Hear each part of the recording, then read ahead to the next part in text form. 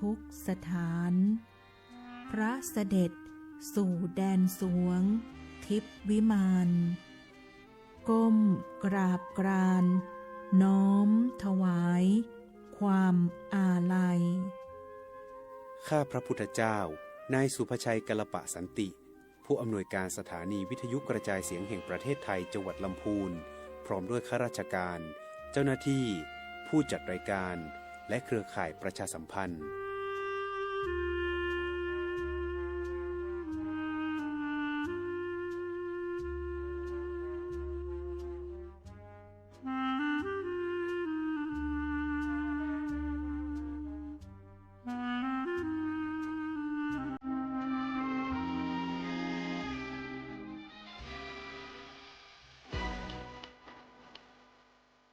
ท่านกำลังให้เกียรติติดตามรับฟังสถานีวิทยุกระจายเสียงแห่งประเทศไทยจังหวัดลำพูนส่งกระจายเสียงด้วยระบบ FM Stereo Multiplex ความถี่ 95 เมกะเฮิรตซ์ จากอาคารห้องส่งเลขที่ 113 หมู่ที่ 10 ตำบลบ้านกลางอำเภอเมืองจังหวัดลำพูนวิทยุแห่งประเทศไทยให้ความรู้คู่ความสุข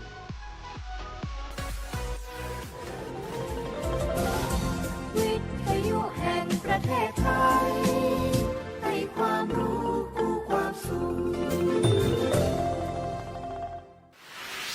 เมื่อถูกมิจฉาชีพหลอกเผลอโอนเงินไปแล้วสิ่งสำคัญที่สุดคือต้องรีบตั้งสติและดำเนินการทันทีขั้นแรกรีบโทรหาธนาคารของคุณเพื่อแจ้งระงับบัญชีที่เกี่ยวข้องทันทีขั้นที่ 2 รวบรวมหลักฐานทั้งหมดและไปแจ้งความกับตำรวจโทร 1441 หากมีข้อสงสัยติดต่อธนาคารแห่งประเทศไทยโทร 1213 มีสติไม่เสียสตางค์ย้ำอีกครั้งธนาคารแห่งประเทศไทยโทร 1213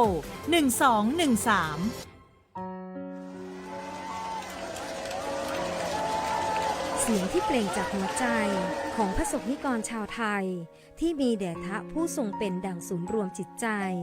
เป็นเสาหลักให้กับชาติบ้านเมืองมาทุกกาลสมัยพระมหากษัตริย์ไทย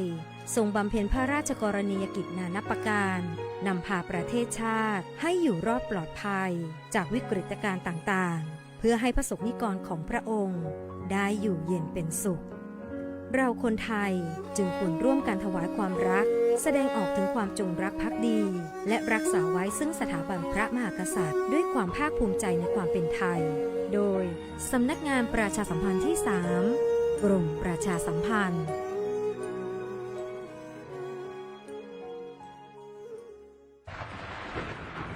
ฝนตกหนักน้ำท่วมภัยธรรมชาติที่เราหลีกเลี่ยงไม่ได้แต่เราสามารถเตรียมตัวให้พร้อมเพื่อความปลอดภัยของทุกคนในครอบครัวได้ก่อนน้ำมาเตรียมตัวให้พร้อมเก็บของสำคัญขึ้นที่สูงเช่นเอกสารสำคัญเงินสดและสิ่งของจำเป็นอื่นๆและถ้าหากบ้านอยู่ในพื้นที่เสี่ยงให้ติดตามข่าวสารจากทางราชการอย่างใกล้ชิดเตรียมไฟฉายแบตเตอรี่สำรองวิทยุสื่อสารและยาสามัญประจำบ้านไว้ให้พร้อมและอย่าลืมตรวจสอบเส้นทางอพยพที่ใกล้ที่สุดด้วยขณะเกิดน้ำท่วมอย่าเดินฝ่าน้ำที่ไหลแรงหลีกเลี่ยงการสัมผัสกระแสไฟฟ้า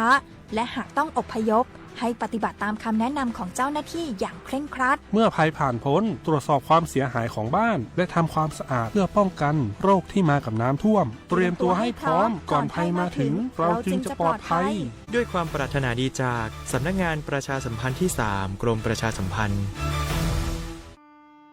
หนาวในใจนั้นอย่าเยือกเย็นลมพัดเห็นหมอกควันให้หวั่นไหวหัวอกสั่นทั่วทุกหัวใจไทยพระแม่นิราไกล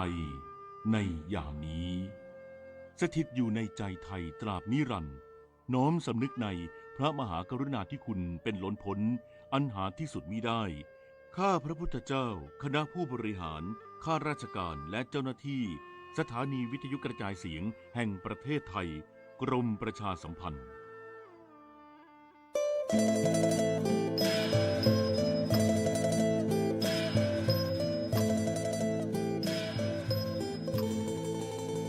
ที่นี่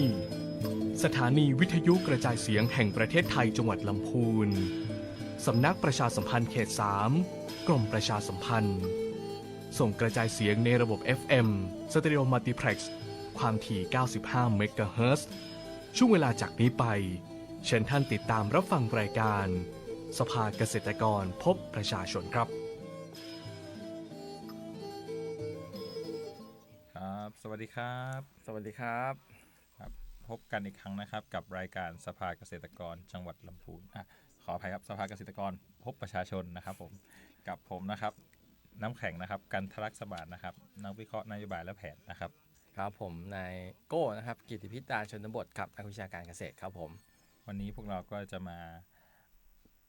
บอกข้อมูลต่างๆเรื่องภาคการเกษตรนะครับผมรวมถึงเรื่องโครงการต่างๆของหน่วยงานรัฐในจังหวัดลำพูนเราก็คือว่าความเคลื่อนไหวนะครับโดยเฉพาะภาคการเกษตรเรื่องผลิตผลการเกษตรโครงการความช่วยเหลือด้านต่างๆนะครับวันนี้อาจจะเสียงแหบเสียงแห้งนิดนึงใช่ครับเพราะอากาศเปลี่ยนไปอากาศเปลี่ยนครับอากาศเปลี่ยนแต่คนไม่เปลี่ยนครับใช่ครับยังเหมือนเดิมครับเช้านี้ฝนตก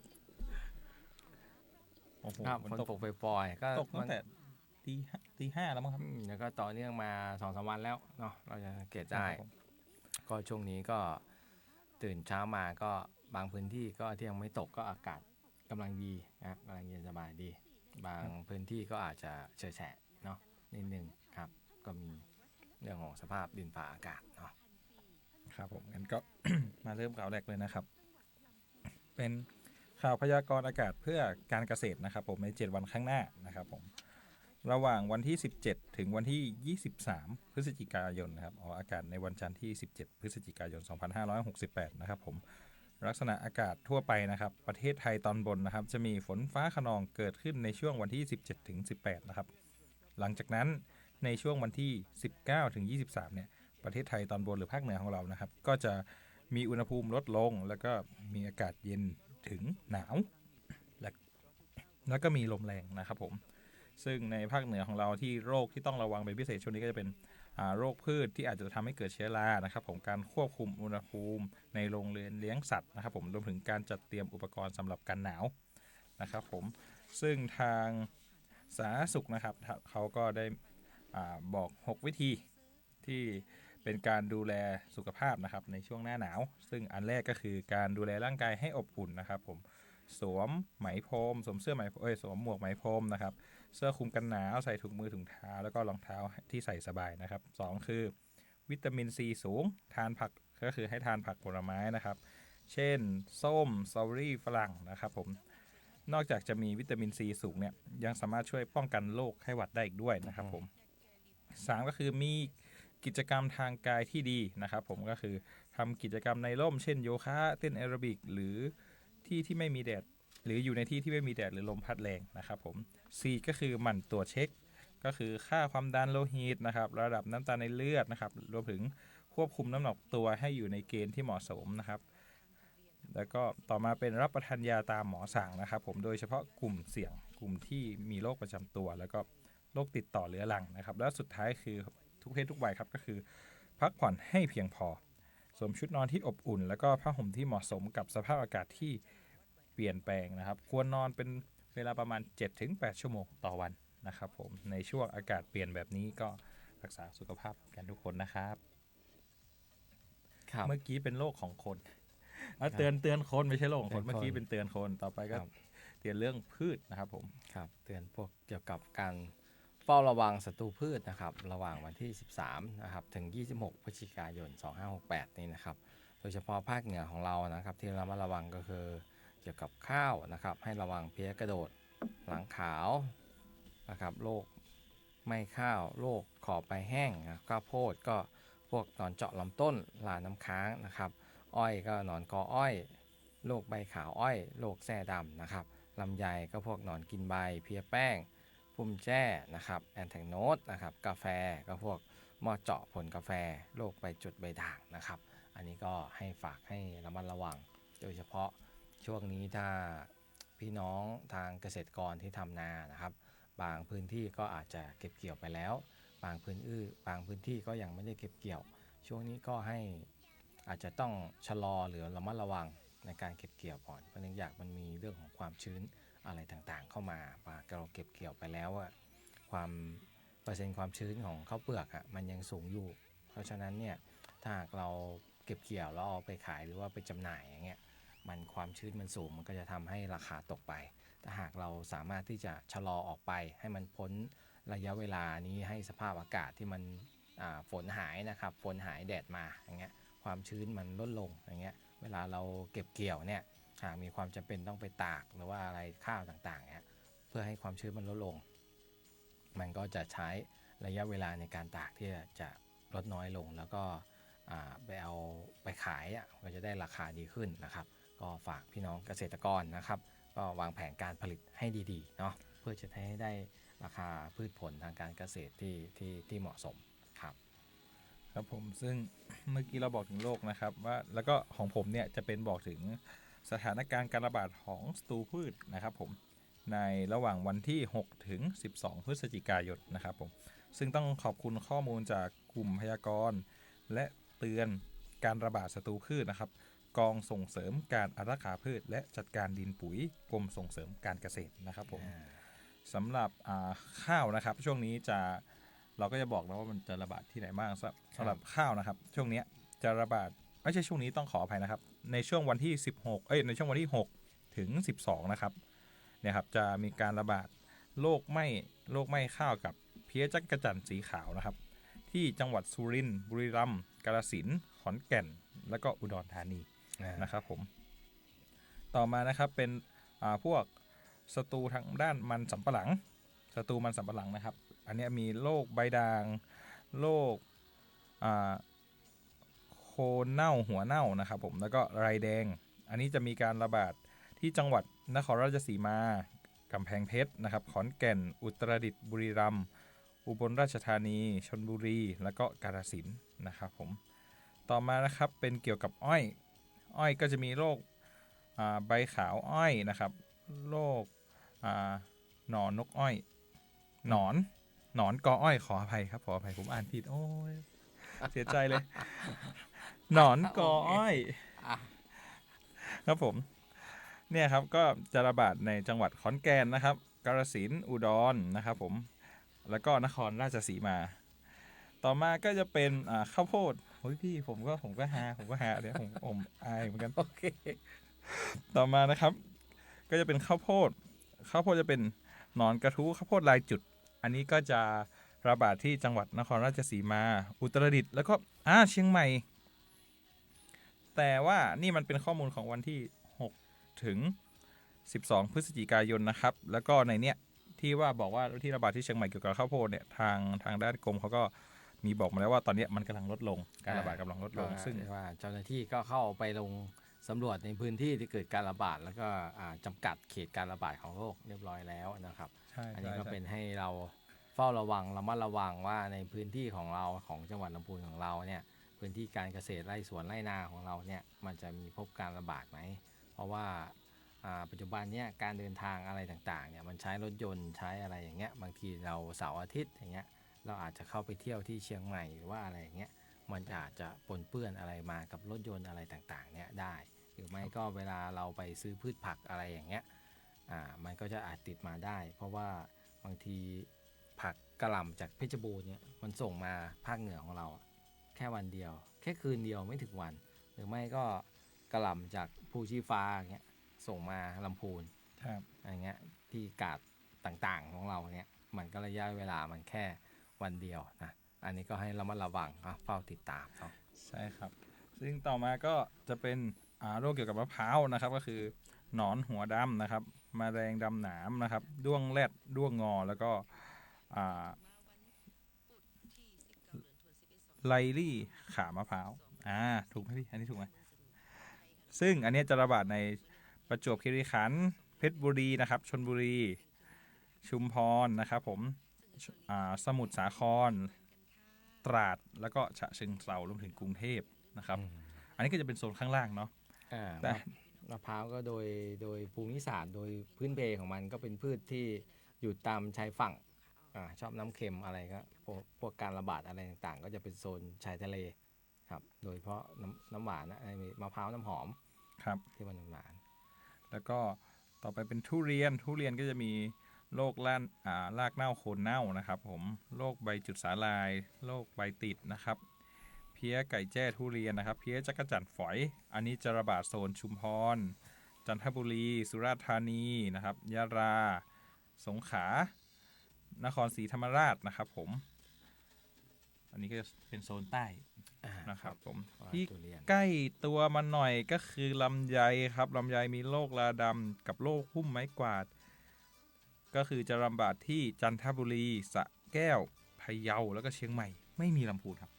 เพราะว่าของเราเกษตรกรลำพูนของเราก็เป็นเชี่ยวชาญด้านนี้เรื่องของการป้องกันโรคอะไรต่างๆเราจังหวัดลำพูนของเราเนี่ยสามารถที่จะทำได้ดีนะครับนี่อาจจะเป็นเรื่องของเกษตรกรที่มีความชำนาญมีสั่งสมประสบการณ์เพราะว่าของเราก็คือเป็นนครหลวงแห่งลำไยนะครับเพราะฉะนั้นเรื่องโรคระบาดอะไรเราค่อนข้างที่จะทำได้ดีควบคุมได้ดีครับผมแล้วสุดท้ายก็คือกาแฟกาแฟก็คือมอดเจาะผลกาแฟอันนี้ก็จะระบาดอยู่ในจังหวัดแม่ฮ่องสอนสงขลาแล้วก็ตากครับผมซึ่งข้อมูลทั้งหมดที่ผมพูดมาเนี่ยเป็นข้อมูลระหว่างวันที่6ถึง12พฤศจิกายน2568นะครับก็จะเป็นเรื่องของการเกิดโรคไปสำรวจแล้วก็ยืนยันแล้วก็มีตอบกลับมานะครับมันก็เลยเป็นข้อมูลที่ถึงวันที่12ระหว่างนี้ก็เป็นรอบของการสำรวจนะครับมันอาจจะดีเลย์นิดนึงแต่ว่านี่ก็คือมันผ่านการยืนยันแล้วว่าตรงนี้มันเกิดการระบาดนะครับก็เป็นที่มาครับผมแล้วก็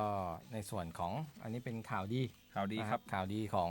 เกษตรกรนะครับชาวสวนลำไยเรานะครับโดยเฉพาะจังหวัดภาคเหนือของเรานะครับอันนี้นะครับร้อยเอกธรรมนัส พรหมเผ่านะครับรองนายกรัฐมนตรีและรัฐมนตรีว่าการกระทรวงและเกษตรและสหกรณ์นะครับได้เปิดเผยว่าคณะรัฐมนตรีได้มีมติเมื่อวันที่11พฤศจิกายน2568นะครับอนุมัติโครงการพัฒนาสวนลำไยคุณภาพตัดแต่งส่งพุ่มช่อผลฟื้นฟูสวนลำไยเพื่อเพิ่มรายได้แก่เกษตรกรชาวสวนลำไยในพื้นที่8จังหวัดภาคเหนือนะครับได้แก่เชียงรายเชียงใหม่ลำปางลำพูนแพร่พะเยาน่านและตากนะครับโดยเกษตรกรนะครับที่ขึ้นทะเบียนหรือปรับปรุงทะเบียนเกษตรกรกับกรมส่งเสริมการเกษตรแล้วก็หรือเกษตรอำเภอที่เราคุ้นเคยรู้จักนะครับภายในปี2568จะได้รับการสนับสนุนค่าใช้จ่ายเพื่อพัฒนาสวนตัดแต่งทรงพุ่มช่อผลอัตราไร่ละ 1,000 บาทไม่เกิน10ไร่ต่อครัวเรือนโดยเกษตรกรต้องดำเนินการจริงพร้อมผ่านการตรวจสอบจากคณะกรรมการนะครับเพื่อฟื้นฟูสวนลำไยให้มีคุณภาพและผลผลิตที่ดีขึ้นนะครับโดยโครงการนี้จะมุ่งช่วยเหลือเกษตรกรชาวสวนลำไยภาคเหนือลดปัญหาผลผลิตล้นตลาดราคาตกต่ำพร้อมส่งเสริมให้มีการบริหารจัดการสวนลำไยอย่างมีประสิทธิภาพนะครับเพื่อเพิ่มสัดส่วนของลำไยคุณภาพสูงเกรดพรีเมียมนะครับให้มากขึ้นสร้างรายได้ให้มั่นคงนะครับโดยคุณสมบัตินะครับคุณสมบัติของผู้เข้าร่วมโครงการก็คือเป็นเกษตรกรผู้ปลูกลำไย8จังหวัดภาคเหนือนะครับขึ้นทะเบียนเกษตรกรปี2568กับกรมส่งเสริมการเกษตรก็ที่เราไปขึ้นที่เกษตรอำเภอนะครับต่างๆนั่นนะครับไม่มีประวัติการเผาในพื้นที่เกษตรตามประกาศมาตรการป้องกัน PM 2.5 อันนี้สำคัญที่เราเคยย้ำๆกันว่าเกษตรกรต้องงดเผานะครับเพราะตรงนี้เขาจะมาประกอบในการให้การช่วยเหลือด้านการเกษตรจากภาครัฐครับแล้วก็เงื่อนไขการเข้าร่วมโครงการนะครับพื้นที่ต้องเป็นลำไยที่ให้ผลผลิตแล้วนะครับ 5-25 ปีนะครับพันธุ์ลำไยที่เข้าร่วมได้แก่พันธุ์อีดอสีชมพูพวงทองและเบี้ยวเขียวนะครับต้องเข้ารับการถ่ายทอดความรู้ผ่านสื่อการเรียนการสอนออนไลน์อันนี้ก็จะเป็นออนไลน์ก็จะอำนวยความสะดวกแก่เกษตรกรนะครับซึ่งส่วนใหญ่ก็เป็นใช้เรื่องของสมาร์ทโฟนอยู่แล้วอันนี้ก็จะเข้าไปอบรมตรงนั้นนะครับแล้วก็ต้องดำเนินการตัดแต่งทรงพุ่มช่อผลตามข้อกำหนดและรายงานผลให้เจ้าหน้าที่ทราบอันนี้ก็สืบเนื่องมาจากข้อ3นะครับเมื่อเราอบรมอะไรต่างๆเรียนออนไลน์กันมาหมดแล้วเนี่ยเราก็จะมาสู่ภาคการปฏิบัติแล้วก็มีการรายงานผลให้เจ้าหน้าที่ทราบนะครับแล้วก็ต้องแนบใบเสร็จการซื้อปัจจัยการผลิตในช่วงเวลาที่กำหนดใช่เพราะว่าไอ้ตรงนี้ก็จะเป็นค่าช่วยค่าตัดแต่ง 1,000 แล้วก็จะมีค่าปัจจัยการผลิต น่าจะประมาณ400นะครับ400ซึ่งรายละเอียดตรงเนี้ยก็ให้เกษตรกรในพื้นที่ที่สนใจเนี่ยสามารถที่จะไปติดต่อที่สำนักงานเกษตรอำเภอนะครับเกษตรอำเภอท่านที่ของเราก็มี8อำเภอก็ไปที่เกษตรอำเภอแล้วก็เชื่อมั่นว่าเจ้าหน้าที่เกษตรตำบลทั้งหลายเนี่ยท่านก็น่าจะเตรียมความพร้อมแล้วก็ประชาสัมพันธ์ไปในพื้นที่เรียบร้อยแล้วอันนี้ก็เราก็เราประชาสัมพันธ์เป็นภาพรวมอีกที่หนึงนะครับเพื่อให้เกิดการรับรู้ในวงกว้างเนาะครับก็ให้ทุกท่านเตรียมตัวที่จะได้รับการส่งเสริมเนาะใช่ครับซึ่งต่อมาก็คืออันเดียวกันเลยครับเนี่ยครับเชิญชวนเกษตรกรนะครับผู้ปลูกลำไยนะครับแจ้งขึ้นทะเบียนและปรับปรุงทะเบียนเกษตรกรให้เป็นปัจจุบันนะครับผมเพื่อเป็นการยืนยันตัวตนและเพื่อให้ข้อมูลการปลูกเป็นปัจจุบันชัดเจนอีกทั้งยังเป็นข้อมูลในการช่วยเหลือเกษตรกรเมื่อประสบภัยพิบัติด้านพืชและสนับสนุนและรับการสนับสนุนโครงการหรือมาตรการภาครัฐต่างๆนะครับผมโดยสามารถขึ้นทะเบียนและปรับปรุงทะเบียนเกษตรกรได้3ช่องทางโดยไม่มีค่าใช้จ่ายได้แก่1นะครับแจ้งข้อมูลที่สำนักงานเกษตรอำเภอที่ตั้งแปลงปลูกหรือจุดให้บริการที่เจ้าหน้าที่ประกาศไว้นะครับ2เว็บไซต์นะครับ e-farmer นะครับผม3แอปพลิเคชัน farmbook นะครับผมโดยเฉพาะวงเล็บนะครับเฉพาะเกษตรกรรายเดิมและก็แปลงเดิมนะครับผมโดย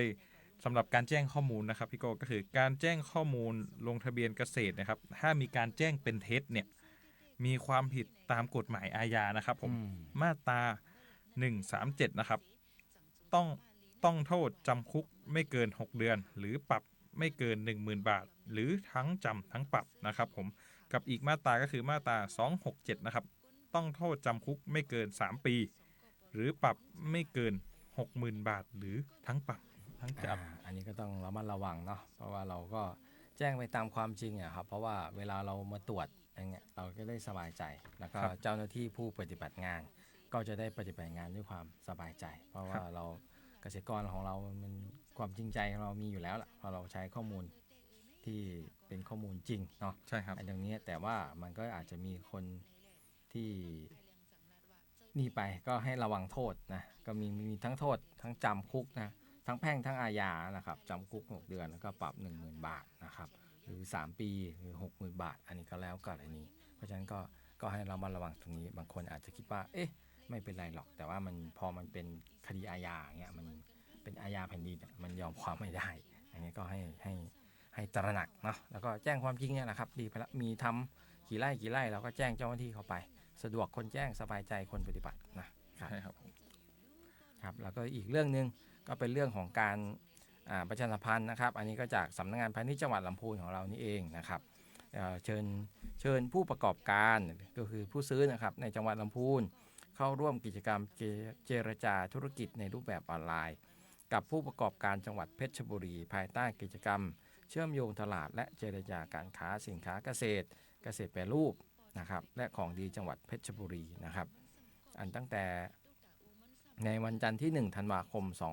2568นะครับอันนี้เพื่อสร้างโอกาสทางการค้าและเพิ่มช่องทางการตลาดให้แก่เกษตรกรกลุ่มเกษตรกรนะครับเพื่อให้เกษตรกรสามารถวางแผนการผลิตให้สอดคล้องกับความต้องการของตลาดนะครับโดยผู้สนใจนะครับสามารถที่จะสอบถามได้ที่สำนักงานพาณิชย์จังหวัดลำพูนนะครับเบอร์โทรนะครับ053 5111184 053-5111184 นะครับตั้งแต่บัดนี้จนถึง21พฤศจิกายน2568อันนี้ท่านใดที่เป็นเรียกว่าเป็นผู้ซื้อนะครับสนใจที่จะไปนำสินค้าของจังหวัดเพชรบุรีนะครับมาขายที่บ้านเราที่ลำพูนของเราก็เป็นความร่วมมือนะครับบางทีเราก็ไปซื้อเขาบ้างบางทีเราก็เอาของเราไปขายบ้างก็เป็นการร่วมมือเพราะว่าทางนั้นเขาก็อยู่ทางเพชรบุรีนี่ก็เรียกว่าประตูสู่ภาคใต้ติดอ่าวไทยอย่างเงี้ยบางทีเราอาจจะไปซื้อปลาทูหรือว่าอาหารทะเลขึ้นมาขายทางบ้านเราอาจจะส่งลำไยไปขายบ้านเขาอะไรเงี้ยก็เป็นความร่วมมือแลกเปลี่ยนท่านใดที่สนใจก็สามารถที่จะสอบถามได้ที่สำนักงานพาณิชย์จังหวัดลำพูนนะครับเบอร์โทรก็ตามที่ได้แจ้งไปแล้วนะครับแล้วก็อีกเรื่องนึงครับอีกเรื่องนึงเป็นเรื่องสำหรับคนที่ชอบบริโภคไข่นะครับผม พาณิชย์จังหวัดลำพูนนะครับขอเชิญมาช็อปนะครับกินไข่สบายกระเป๋านะครับผมไข่ไก่เบอร์2นะครับแผงละ30ฟองนะครับผมในราคา92บาทนะครับผมลดราคาจากปกติ105บาทนะครับผมประหยัดเงินไป13บาทซึ่งจำกัดคนละไม่เกิน2แผงนะครับผมซึ่งจุดจำหน่ายเนี่ยในจำหน่ายในวันที่20และ21พฤศจิกายนก็คือพรุ่งนี้ใช่ไหมครับวันนี้19นะครับก็คือพรุ่งนี้แล้วก็วันก็คือพฤหัสกับศุกร์เนี่ยแหละครับพฤหัสกับศุกร์นี้จุดจำหน่ายในวันพฤหัสนะครับผมจำหน่ายที่สำนักงานพาณิชย์จังหวัดลำพูนเวลานะครับ10 นาฬิกาเป็นต้นไปอันนี้คือจุดที่1จุดที่2นะครับโรงพยาบาลหริกุลชัยราม10 นาฬิกาเป็นต้นไปเหมือนกันนะครับผมต่อมาวันที่21นะครับวันที่21ก็จำหน่ายที่สำนักงานพาณิชย์จังหวัดลำพูนนะครับผม10 นาฬิกาเป็นต้นไปเช่นเคยนะครับแล้วก็อีกที่หนึ่งเนี่ยเป็นบริเวณสะพานขัวมุงนะครับหน้าวัดพระธาตุหริกุลชัยอันนี้เนี่ยจะเป็นตอนเย็นครับเวลา 17 นาฬิกาเป็นต้นไปก็เป็นถนนคนเดินครับใช่ไหมตรงนั้นเนาะใช่ครับใช่ผมเดี๋ยวเราต้องไปเอาสักกันแผง2แผงใช่ครับผมเป็นไข่นี่ก็เป็นแหล่งโปรตีนเนาะเป็นโปรตีนที่เราสามารถที่จะเก็บไว้ได้นะครับแล้วก็สามารถที่จะไปแปรรูปเป็นอาหารด้วยตัวของมันเองหรือว่าจะเป็นส่วนประกอบของในการเมนูอาหารต่างๆได้หลากหลายเพราะฉะนั้นเนี่ยมันเป็นโอกาสอันดีที่เราจะได้ซื้อเก็บไว้ก็เหมือนว่าเป็นกับข้าวสามัญประจำบ้านนะครับติดบ้านติดอะไรไว้เวลาหิวเวลาอะไรก็ใส่ได้หลากหลายใช่ไข่ไก่เบอร์2นะครับผมแผงละ30ฟองแล้วก็เขามีเน้นมาว่ามีจำนวนจำกัดนะครับผมไปก่อนได้ก่อนนะครับไปก่อนได้ก่อนเนี่ยครับหน้าสำนักงานพาณิชย์นะครับในที่สำนักงานพาณิชย์นะครับผม10 โมงนะครับผมทั้ง2วันเลยแล้วก็วันพรุ่งนี้เนี่ยที่โรงพยาบาลหริกุลชัยรามเนี่ย10 โมงเหมือนกันส่วนวันศุกร์เนี่ยก็คือหน้าบริเวณสะพานขัวมุงหน้าวัดพระธาตุหริกุลชัยตอนนี้5 โมงครับแล้วก็จะมีประชาสัมพันธ์นะครับประชาสัมพันธ์อันนี้ก็จะเป็นสหกรณ์การเกษตรแม่ทาจำกัดนะครับกับสหกรณ์สกต.ธกส.ลำพูนนะครับอันนี้จะเป็นเรื่องของการโครงการคนละครึ่งนะครับเนี่ยก็ท่านใดที่เข้าร่วมโครงการคนละครึ่งเนี่ยก็สามารถที่จะไปใช้บริการที่สหกรณ์การเกษตรแม่ทานะครับกับสหกรณ์สกต.ธกส.ลำพูนได้นะครับซึ่งจะมีสินค้าอุปโภคบริโภคจำหน่ายแก่ท่านนะครับก็เช่นพวกข้าวเนี่ยครับข้าวกาแฟน้ำยาล้างจานน้ำยาถูพื้นนะครับแชมพูสบู่นะครับก็เป็นสินค้าในชีวิตประจำวันก็สหกรณ์ทั้ง2ที่นะครับก็เข้าร่วมโครงการท่านใดที่มีโครงการคนละครึ่งเนี่ยก็สามารถที่จะเข้าไปใช้บริการได้นะครับเป็นเรื่องของการส่งเสริมสหกรณ์ในพื้นที่นะครับเรื่องของชุมชนร้านค้าชุมชนอะไรต่างๆนะครับก็สามารถที่จะเข้าร่วมได้นะครับแล้วก็อีกข่าวนึงนะครับอันนี้เป็นรู้ไว้ใช่ว่านะครับรู้ไว้ใช่ว่ากับ10 อันดับสินค้า GI นะครับปี2568นะครับอย่างที่เราเห็นเรื่อง GI ของลำพูนของเราก็มีเบี้ยวเขียวแล้วก็ผ้าไหมยกดอกแล้วก็มีอบแห้ง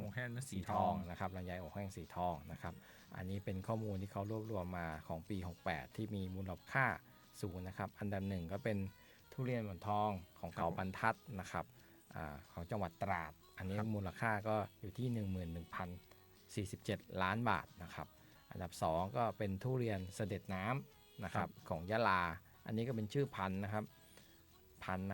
ชื่อพันธุ์มันนะทุเรียนเสด็จน้ำ 6,661 ล้านบาทอันนี้มูลค่าการซื้อขายนะทุเรียนหมอนทองของระยองนะครับอันนี้คือ 4,886 ล้านบาทอันดับ4ก็ข้าวหอมมะลิดินภูเขาไฟ 4,812 ล้านบาทอันนี้ก็เป็นของบุรีรัมย์นะครับอันดับ5ก็มะพร้าวทับสแก 3,776 ของประจวบคีรีขันธ์อันนี้เป็นของภาคเหนือของเราครับเมืองแพร่ครับเมืองแพร่แน่นอนใครนึกถึงแพร่ใครนึกถึงเรื่องอะไรเราแป้ครับก็เลยบอกเหล็กน้ำพีก็สุรานะครับ 3,632 ล้านบาทนะครับแล้วก็เพชรบูรณ์นี่ก็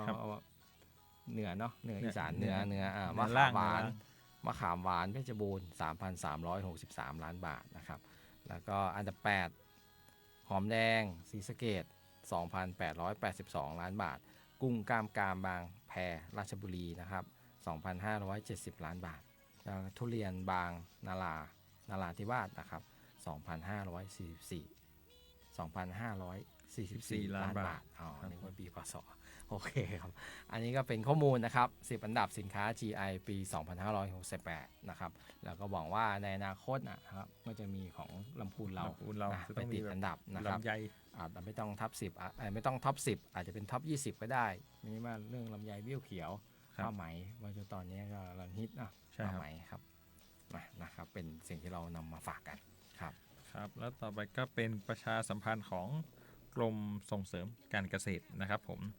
ในการ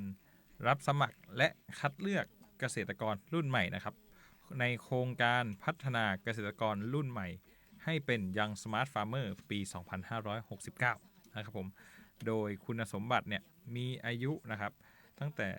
17 ถึง 45 ปีนะครับผมและเริ่มต้นทำการเกษตรมีความมุ่งมั่นตั้งใจในการทำการเกษตรต้องการพัฒนาศักยภาพและคุณภาพชีวิตตนเอง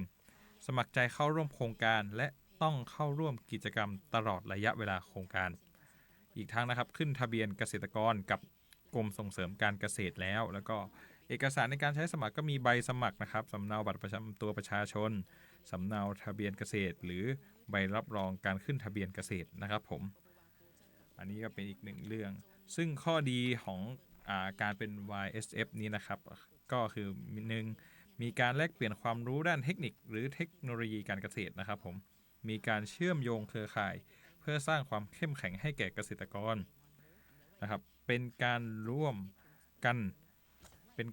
นะครับหาช่องทางการตลาดที่นำไปสู่การพัฒนา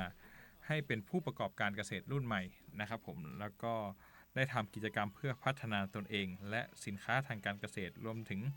ได้รับการสนับสนุนนะครับด้านงานวิจัยและงบประมาณจากหน่วยงานภาคีที่เกี่ยวข้องนะครับผมอันนี้ก็เป็นโครงการที่ดีนะครับก็อยากเชิญชวนยุวเกษตรทั้งหลายนะครับอย่างสมาร์ทฟาร์มเมอร์นะครับมาสมัครไว้ก็หมายว่าเราสมัครมีชื่อในระบบไว้เพราะว่าบ้านเราประเทศไทยเราเป็นประเทศเกษตรกรรมเป็นสังคมเกษตรกรรมเพราะฉะนั้นเนี่ยเรื่องที่เราให้ความสำคัญและยังให้ความสำคัญกันอยู่ก็เรื่องของภาคการเกษตรแล้วโดยเฉพาะปัจจุบันที่มุ่งเน้นเรื่องของการใช้เทคโนโลยีอะไรต่างๆเข้ามาทดแทนที่เราใช้วิธีดั้งเดิมเพราะฉะนั้นเนี่ยเรื่องของการเป็นเรื่องระบบอัจฉริยะระบบสมาร์ทระบบอะไรต่างๆที่มันใช้ AI เข้ามาในการควบคุมสั่งการหรือว่าอะไรต่างๆเนี่ยมันก็จะโดยเฉพาะน้องๆที่เป็นอย่างสมาร์ทฟาร์มเมอร์เนี่ยก็สามารถที่จะมาคิดค้นหรือว่ามาดำเนินการได้อย่างรวดเร็วแล้วก็สามารถที่จะไปต่อยอดได้เพราะว่าเราอย่างนานาประเทศที่เขาทำกันเนี่ยอย่างเมื่อก่อนก็เป็นญี่ปุ่นใช่ไหมเรื่องการเกษตรญี่ปุ่นไต้หวันนะปัจจุบันนี้ก็จะเป็นเรื่องของอิสราเอลที่เขามีเทคโนโลยีอะไรต่างๆเนี่ยเพราะฉะนั้นส่วนหนึ่งเนี่ยก็ที่เป็นแรงงานที่เป็นขับเคลื่อนอยู่ก็เรื่องของยังสมาร์ทฟาร์มเมอร์เพราะโดยเฉพาะเรื่องของลำไยของลำพูนของเราที่มีการปลูกมากเนี่ยอย่างสมาร์ทฟาร์มเมอร์เนี่ยสามารถที่จะทดลองหรือว่าคิดค้นสิ่งประดิษฐ์อะไรต่างๆที่เกี่ยวกับการทำสวนลำไยของเราได้เพราะฉะนั้นเนี่ยเมื่อมันสำเร็จแล้วเราก็สามารถที่จะขยายผลไปยังภูมิภาคต่างๆของประเทศได้เพราะเฉพาะลำไยเนี่ยต้องยอมรับว่ามีการปลูกกันอย่างแพร่หลายทางภาคเหนือของเราเองซึ่งเป็นต้นตำรับหรือว่าทางภาคตะวันออกอย่างจันทบุรีระยองที่เขาปลูกอยู่หรือว่าภาคใต้ตอนบนพวก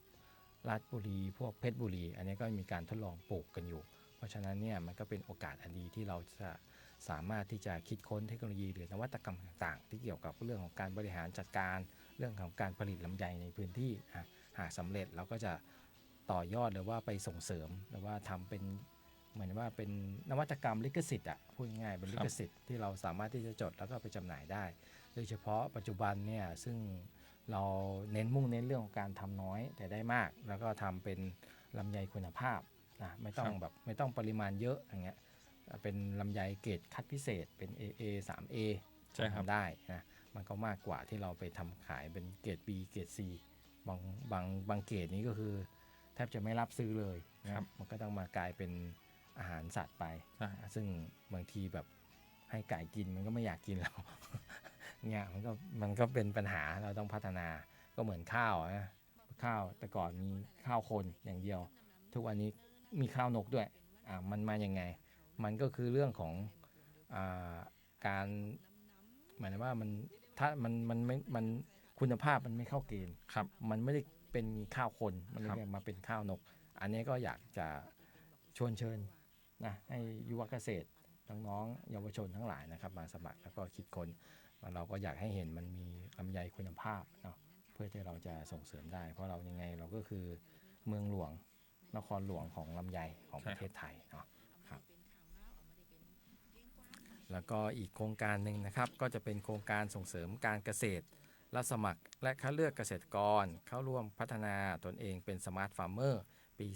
2569 นะครับอันนี้ก็เป็นโครงการพัฒนาทักษะแนวคิดผู้ประกอบการธุรกิจการเกษตรปราดเปรื่องประจำปี 2569 นะครับ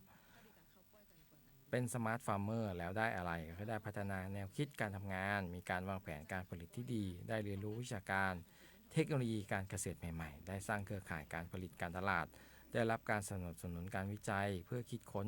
นวัตกรรมเพิ่มเติมได้เข้าถึงแหล่งทุนสนับสนุนการผลิตและการตลาดได้รับการรับรองเพื่อต่อยอดสู่ผู้ประกอบการนะครับคุณสมบัติก็คือเกษตรกรที่ขึ้นทะเบียนเกษตรกรกับกรมส่งเสริมการเกษตรไม่จำกัดอายุนะครับมีความตั้งใจในการพัฒนาตนเองเคยรับการพัฒนาสมาร์ทฟาร์มเมอร์มีความพร้อมในการเรียนรู้พัฒนาตลอดกิจกรรมนะครับสถานที่รับสมัครก็สำนักงานเกษตรใกล้บ้านนะครับเอกสารประกอบก็มีบัตรประชาชนใบรับรองนะขึ้นทะเบียนเกษตรกรนะครับอันนี้ก็อยากจะเชิญชวนนะครับให้เกษตรกรยุวเกษตรกรน้องๆเยาวชนทั้งหลายนะครับลองมาสมัครนะตรงนี้แล้วก็ตรงเนี้ยมันสามารถที่จะเราทั้งเป็นอย่างสมาร์ทด้วยเราเป็นอย่างสมาร์ทกับเกษตรกับกระทรวงเกษตรเราไปเป็นผู้ประกอบการกับกระทรวงพาณิชย์ครับอันเนี้ยมันจะคนเดียวกันนั่นแหละครับเราทั้งผลิตทั้งขายและส่งเสริมได้ตรงเนี้ยมันเป็นเรื่องของโลกที่มันวิวัฒนาการเราไม่จำเป็นต้องประกอบแต่ผลิตอย่างเดียวเราสามารถที่จะเป็นผู้ประกอบการในการจำหน่ายสินค้าต่างๆได้อันนี้ก็อยากจะเชิญชวนทุกท่านนะใช่ครับไปที่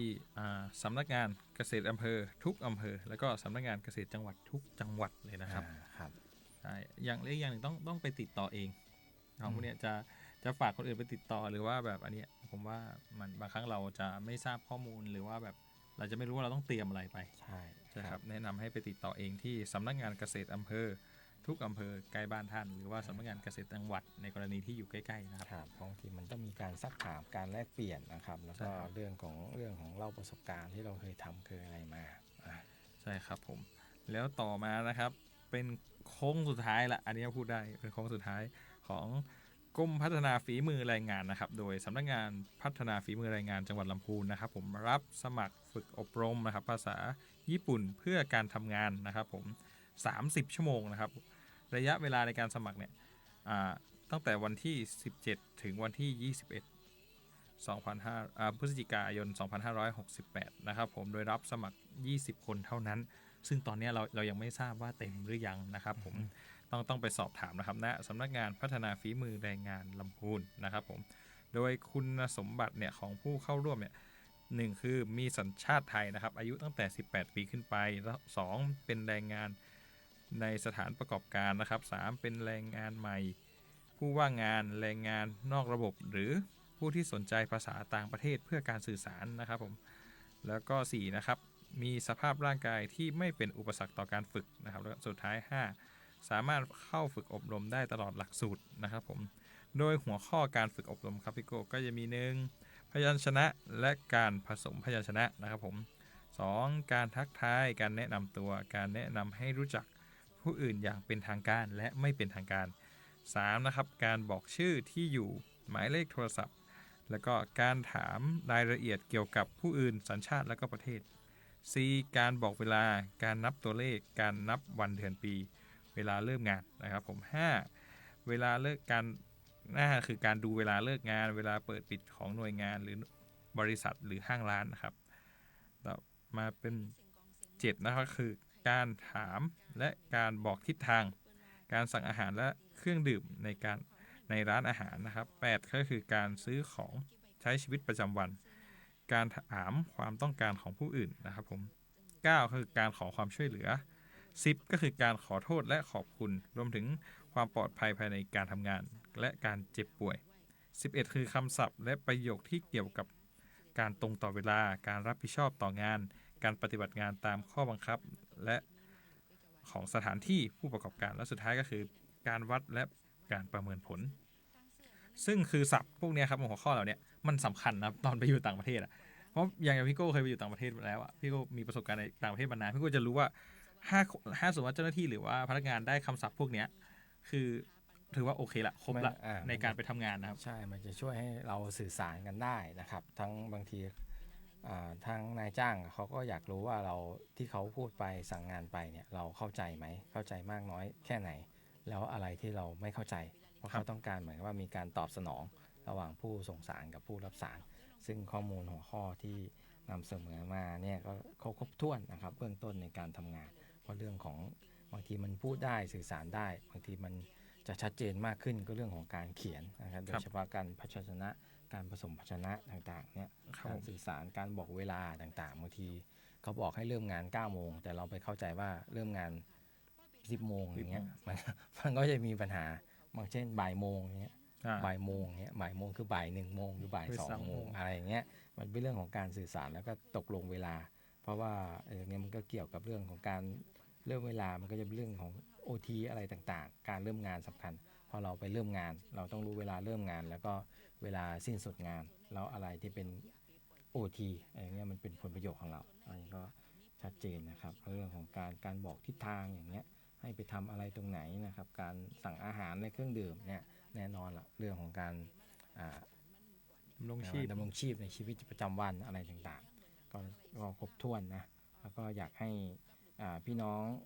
รายงานพี่น้องเนี่ยไปสมัครกันก็โทรไปสอบถามก่อนก็ได้เนาะมีเบอร์โทรอยู่ใช่ไหมครับมีครับมีของเป็นเบอร์โทรนะครับของฝ่ายพัฒนาฝีมือแรงงานนะครับผมคือเบอร์053นะครับ525542นะครับเอาใหม่นะครับเผื่อแบบยังตามไม่ทันหรือไปเอาปากกามาจดพอดีนะครับมีเบอร์นี้นะครับเบอร์05352นะครับผมแล้วก็5542นะครับฝ่ายพัฒนาฝีมือแรงงานจังหวัดลำพูนนะครับผมโทรไปสอบถามเผื่อมีนอกเหนือจากนี้เราสนใจเรื่องอื่นๆเราก็สามารถที่จะสอบถามได้แล้วก็เข้าอบรมนะครับใช่ครับโดยเฉพาะประเทศญี่ปุ่นเนี่ยเขาอยู่ในช่วงของสังคมผู้สูงอายุนะครับเรื่องแรงงานเรื่องอะไรต่างๆก็เป็นที่ต้องการใช่ครับโดยเฉพาะแรงงานจากประเทศไทย